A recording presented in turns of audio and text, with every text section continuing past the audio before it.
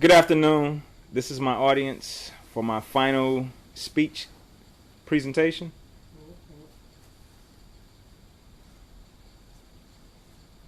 These are some of my visual aids I'm going to use. And we will begin.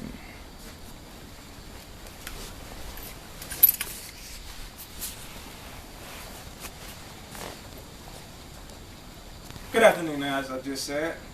Today my topic will be on serving overseas as a service member and family members. This can be a great experience. Many service members are skeptical about coming overseas and due to just misconceptions and just having misunderstandings.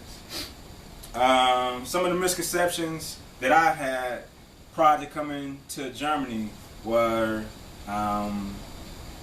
small parking areas, that the Germans didn't like the Americans, that they thought a lot of different things about us. So the best thing to do to overcome those things is to get more knowledgeable on the things that go on a day-to-day basis over in Germany. Some of the things that you could do are to get to know the Germans, get some German friends or other nationalities that's been in Germany for a while or in Europe for a moment. Some things I want to talk to you all about and want you to think about. Can you remember the moment you found out you were on orders or scheduled to come overseas? What was you and your family reaction on that? Was it a stressful moment or stressful situation when you found out? Okay, now being overseas, after serving overseas for 6 months up to a year, what are your input and your views on Germany now? I didn't know what to expect. I mean, it was something, like I said, something new to me, something I wasn't aware of and I didn't have any knowledge on. But some of the things that can help you while serving overseas is, first thing that I think is important is to be open-minded. The next thing is to be willing to learn new things. Another thing is to like I said earlier, is to try to get to know the people and their cultures and their beliefs and the things that they like and dislike. Maintaining a positive attitude about everything. Knowing and understanding new cultures can be challenging at times. You know, one of the things that we do in America, we give the thumbs up symbol. And that symbolizes, hey, good job, job well done, thank you, things of that nature. But if you go to some other countries, that could be a sign of disrespect. So that is why it's important to learn more things about the cultures. And as I said earlier, to get to know people, learn their likes and dislikes. I was stationed over in Korea once before, from 2001 to 2003. And we have what's called katusas, are the Korean soldiers that we work with. And a lot of the Koreans and the local nationals in Korea had negative thoughts of African Americans because of the things that they saw on TV and just the things that they heard. A lot of them never met African Americans.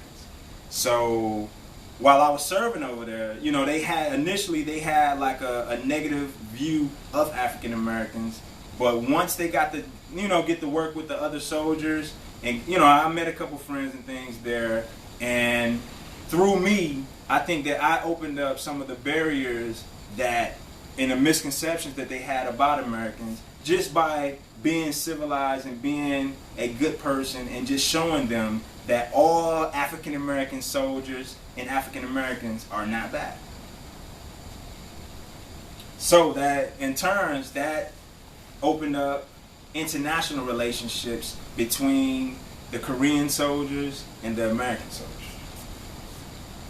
Okay, now I'll be moving into some of the advantages. Since I've been in Europe, my top two advantages has been travel. I've been some places like the Canary Islands. And for that trip, me, my wife, and my daughter, we only paid for the trip, the plane ticket, approximately $120. And in the United States, you're rarely going to get a trip like that for $120. Can you imagine yourself walking or looking out the Eiffel Towers down over Paris, France, and only paying $80 for a trip like that? You're not going to get that in the United States. Another thing is you can eat in nice Italian restaurants in Italy for approximately $100. Okay, I did a comparison off of buddybooking.com where I compared 3 different airline tickets from the United States, from Flint, Michigan to Frankfurt, Germany, and the average cost for that was $1,224. In that same comparison, I did a trip from Frankfurt-Hahn Airport to Pula, Croatia, from April 15th to the 30th of April, and that trip was only $200 for the plane tickets. Now we talking like a $1,000 difference. You're not gonna find trips like that from the United States, and it's gonna save you on time, travel time, things of that nature. Some other programs that I want to talk to y'all about briefly is the space available flights. Space A, what we call Space A flights, which is free to service members and their families. And this is something that you really can't beat it. If you're getting free trips to pretty much anywhere the military flights are going to go to, you really can't beat that. Also, another program or entitlement that soldiers receive is the COP, Consecutive Overseas Tour. If you do 2 consecutive tours in an overseas or OCONUS outside the continental of the United States, you know that the Army or the military will cover you that on plane tickets back to your home of record or a place that's equal in value for that. Some of the other programs I want to talk to you all about is the savings deposit program. If you get deployed to Afghanistan or Iraq, you can save up to $10,000 and receive a 10% interest rate on your $10,000. While I was in Iraq and Afghanistan, for both tours, I saved over $1,200 with that program. Some of the other things that I want to talk to you all about is the Vehicle Military Advantage Program. You can get 100% protection on that. And in conclusion, I have went over some of the advantages, the programs, the disadvantages of being overseas as a service member and a family member.